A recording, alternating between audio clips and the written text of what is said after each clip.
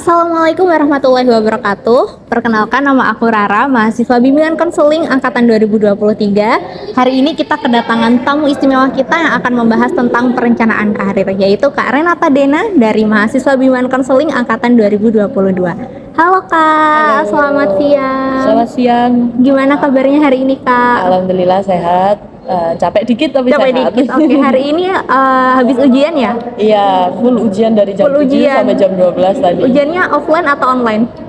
Yang jam 7 tuh online, sisanya offline semua.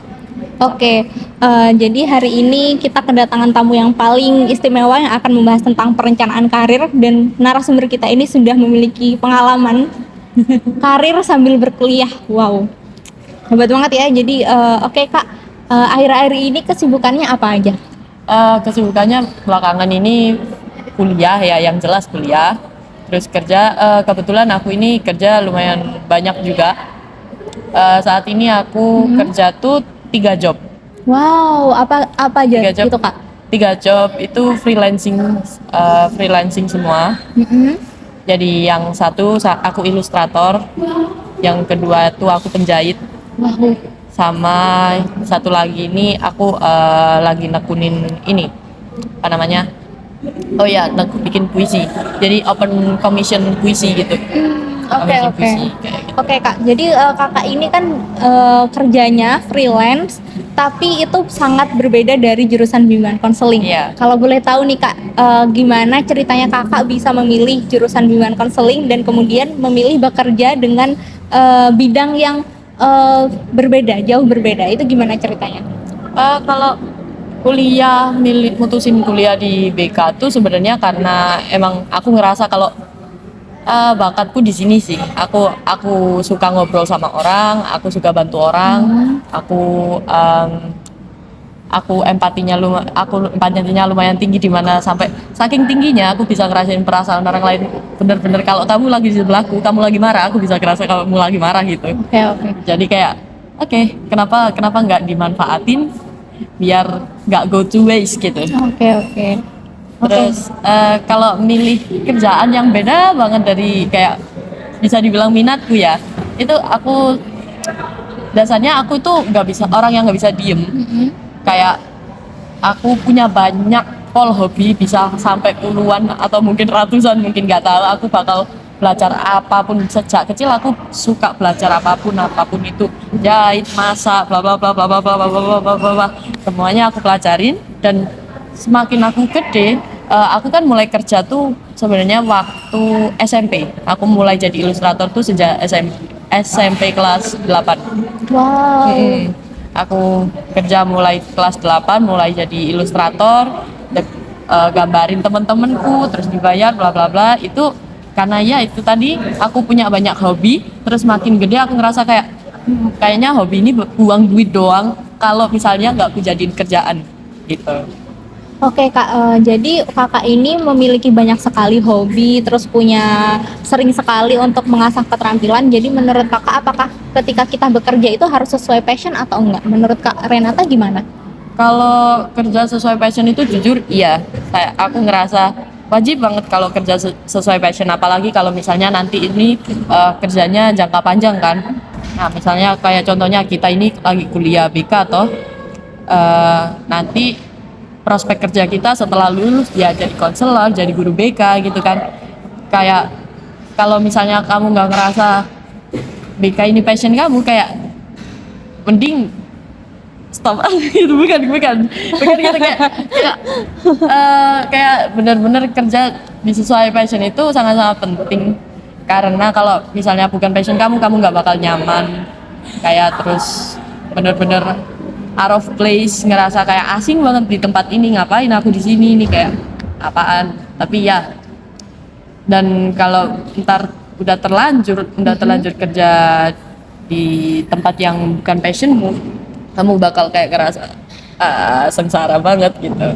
Oke, jadi menurut kakak itu harus ketika kita kerja itu harus sesuai dengan apa yang kita sukai, sesuai dengan passion kita, sesuai dengan minat kita. Jadi kalau kita nggak melakukan sesuatu sesuai dengan kemauan kita, itu nanti bakal sengsara banget gitu. Iya. Oke, aku bisa bayangin sih sebagai mahasiswa bimbingan konseling, mulai sekarang aku dari semester 2 aku udah mungkin akan berpikir nanti kalau aku kerja berarti aku harus melakukan itu sesuai dengan benar-benar kemauan aku gitu.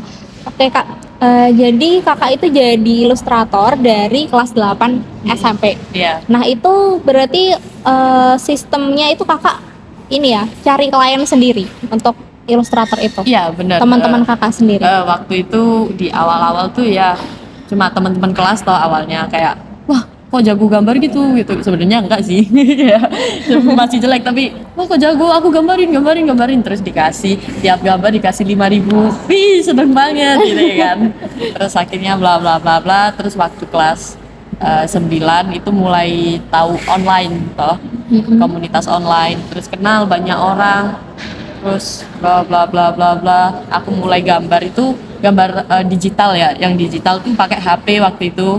Kalau kamu tahu aplikasi namanya Ibis Paint, gitu aku mulai gambar digital di situ, terus mulai open commission, terus mulai berkembang dari situ, skillnya naik, terus naikin harga juga, terus beli laptop sendiri, beli pen tablet sendiri, itu sampai sekarang sih sampai sekarang sih itu pokoknya terus berkembang ilustrator yang sampai sekarang bener-bener jalan sampai sekarang. Tapi bahkan selain ilustrator pun aku selain 3 tadi job yang utama tadi, aku masih terus-terusan cari kerjaan baru karena aku emang aku bener-bener berorientasi sama uang sih sebenarnya. Oh, oke, berarti money oriented ya, Ya, money bukan oriented. berarti is not mental activist ya? Ya, Oke. aku jujur karena ya suatu keadaan karena jadi bikin aku bener-bener money It's okay. oriented ya, kayak karena aku juga harus ngebiayain adikku buat sekolah, aku ngebiayain aku kuliah gitu, makanya bener-bener apapun kerjaan bakal aku lakuin gitu. Oke, berarti kakak ini kan kliennya cari sendiri nih. Berarti kakak itu juga secara tidak langsung belajar yang namanya strategi marketing gitu ya. Pernah nggak menemukan hambatan ketika menjalankan bisnisnya sebagai seorang ilustrator gitu? Hambatan jelas ada sih ya, jelas banyak. Apalagi kalau misal emang marketnya lagi sepi dan mungkin hambatanku sebagai ilustrator tuh mungkin kayak aku nggak bisa ngikutin maunya pasar gitu. Jadi kayak misal nih ya, aku suka aliran seni itu surrealisme. Nah, surrealisme, tapi pasar ternyata nggak suka surrealisme. Yang sekarang lagi banyak dicari tuh misalnya anime, stylenya anime gitu. Kayak sedangkan styleku surrealis. Ya jadi itu yang bakal jadi hambatanku jadi sebagai seorang ilustrator buat cari klien gitu, karena kliennya nggak ada, pasar surrealisnya kosong gitu. Iya, karena mereka punya minat yang lebih yang berbeda dari apa yang kakak kuasain gitu. Makanya dari situ aku belajar sendiri sampai belajar ayo belajar anime, ayo belajar kartun, ayo belajar apapun realisme. Oke. Menarik banget nih teman-teman. Jadi Kak Renata ini adalah salah satu orang yang punya mindset money oriented. Tapi aku pengen tahu nih Kak, menurut Kakak sebagai mahasiswa bimbingan konseling ini yang perlu dilakukan ini sebenarnya apakah money oriented atau mental aktivis nih Kak? Sebenarnya kalau bisa jangan sampai jadi orang yang terlalu money oriented. Kenapa tuh? Kenapa tuh? Karena ya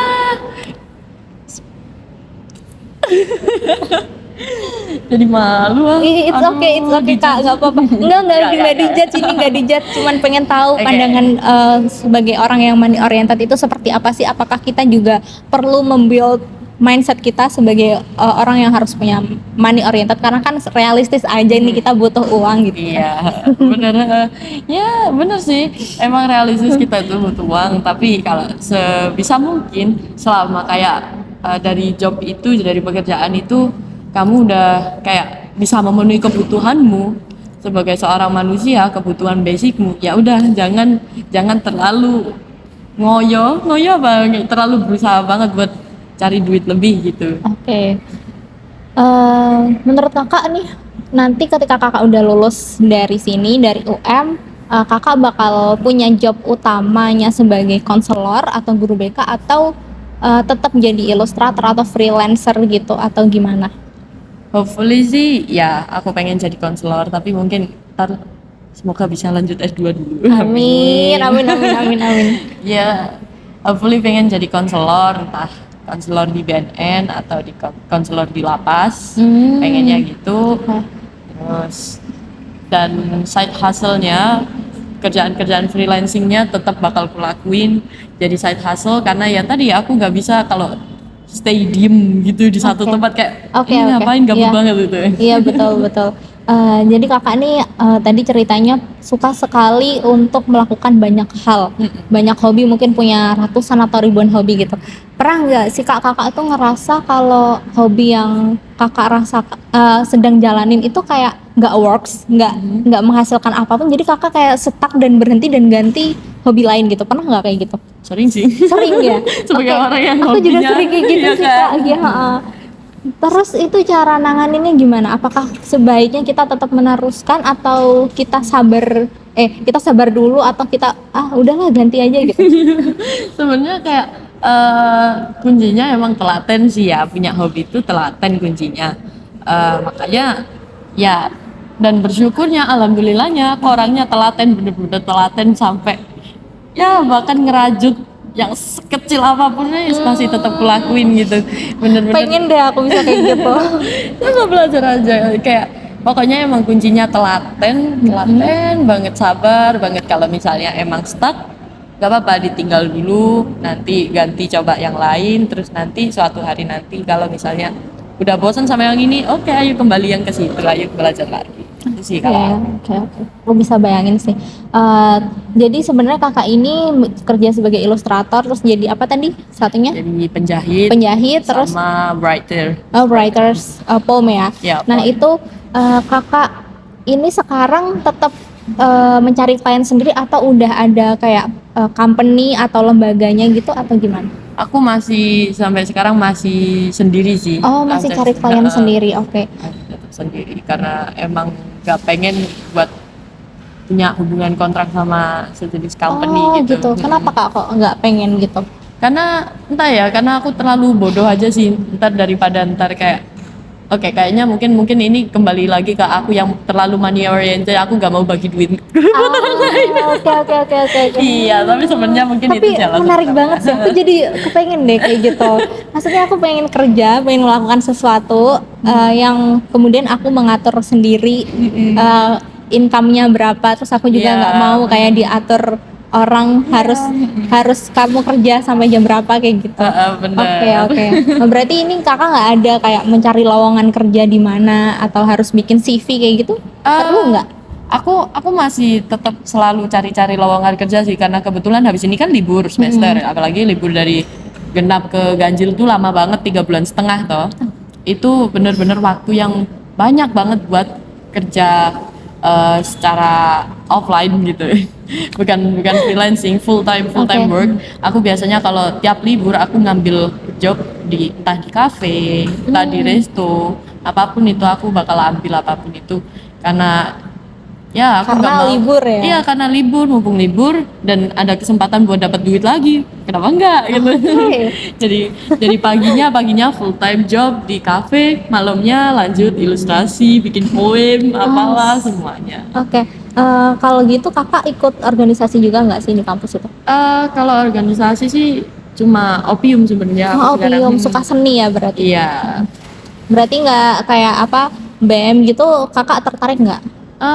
Enggak sih sebenarnya, karena terlalu terstruktur. Oke. Oke. Terstruktur.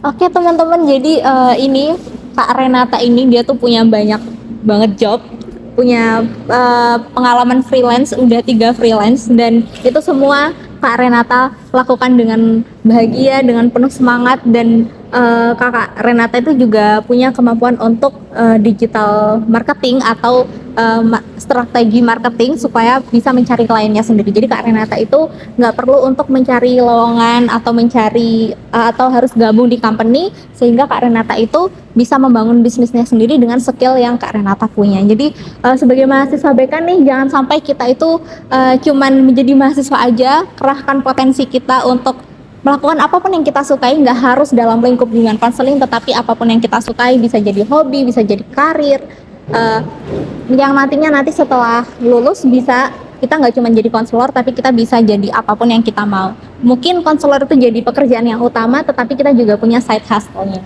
Oke Kak, terima kasih sekali. Seneng banget deh, ini sangat deep banget ya percakapan kita hari ini. Ternyata bimbingan konseling itu nggak harus jadi konselor melulu, nggak harus berkutik di dunia pendidikan terus, tapi kita juga bisa jadi apapun yang kita mau, keterampilan kita asah, kemudian kita bisnis sendiri aja, bikin bisnis sendiri. Oke Kak, terima kasih banget. Terima kasih juga. Oke.